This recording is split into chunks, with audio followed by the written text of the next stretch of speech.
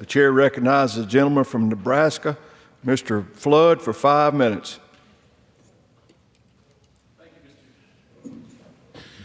Thank you, Mr. Speaker. I rise to discuss Vice President Kamala Harris's housing plan. First, let's talk about the broader problem. Housing is less affordable and less available today, and it's bringing costs onto the American people. Overall, housing underproduction costs the U.S. economy $1.6 trillion in lost wages and productivity every single year. The U.S. needs to build 4.3 million more apartments by 2035 to meet the demand for rental housing. This includes 600,000 units to fill the shortage from after the 2008 financial crisis. Underproduction of housing has translated to higher housing costs, resulting in a decline of 4.7 million affordable apartments from 2015 to 2020. Housing underproduction also increases cost of living for families, inhibits geographic mobility, burdens both renters and buyers, and stifles economic productivity. According to one estimate, from 1964 to 2009, our national housing shortage lowered aggregate economic growth by 36%. All of that is to say, there's no question we have a housing supply problem in this country. Unfortunately, Vice President Kamala Harris's plans would make the problem much, much worse. The Harris plan's goals are to, quote, lower housing costs for working families and end America's housing shortage, end quote. The problem is that the Biden-Harris policies and the Harris plan will actually raise housing costs and worsen the housing crisis. I'd like to break it down piece by piece to demonstrate why. First, let's start with Kamala Harris's proposal to add tens of thousands of dollars in new down payment assistance for homebuyers.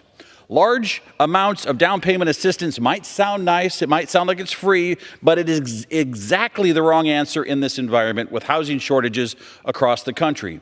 More government subsidies won't bring housing costs down. They will continue to increase demand and drive prices even higher. The great irony of this policy would hurt the very people it's intended to help. Think about a young person who is currently renting but planning to buy a home. He and his wife may be looking at prices on Zillow and diligently saving up for a down payment on a nearby house. They've financially planned for this goal, and they've been working toward it for years. If the Harris plan subsidy were to go into effect, the prices of those homes would increase. They could find themselves further from their goal, even if they were able to receive the promised subsidy themselves. It's a classic example of why progressive economic policies fail.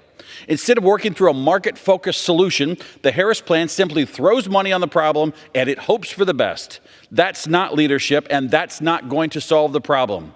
Next, let's talk about rent caps. Earlier this year, the Biden-Harris administration announced their intention to impose rent caps on quote-unquote corporate landlords. Rent caps are a failed policy with a long track record of exasperating housing shortages by dissuading developers from building new rental units in high-demand areas. If investors know that future rent increases will be capped, they shift their capital elsewhere. That means less building, less housing supply, fewer options, driving demand for existing units even higher, which pushes rents up in buildings that aren't even subject to the caps.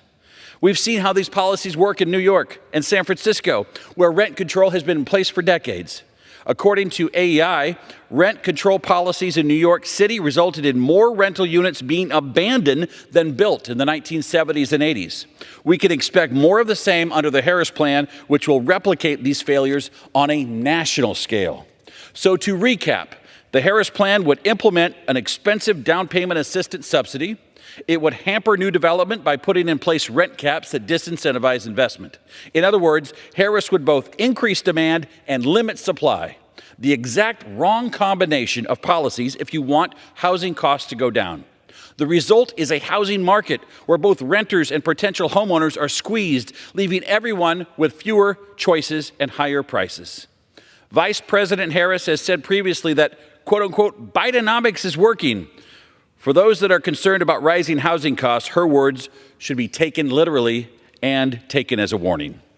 Vice President Harris's plans to continue the inflationary policies of the Biden-Harris administration, her housing plan would only exacerbate our affordability problems, leaving renters with less options and future homebuyers with even higher costs.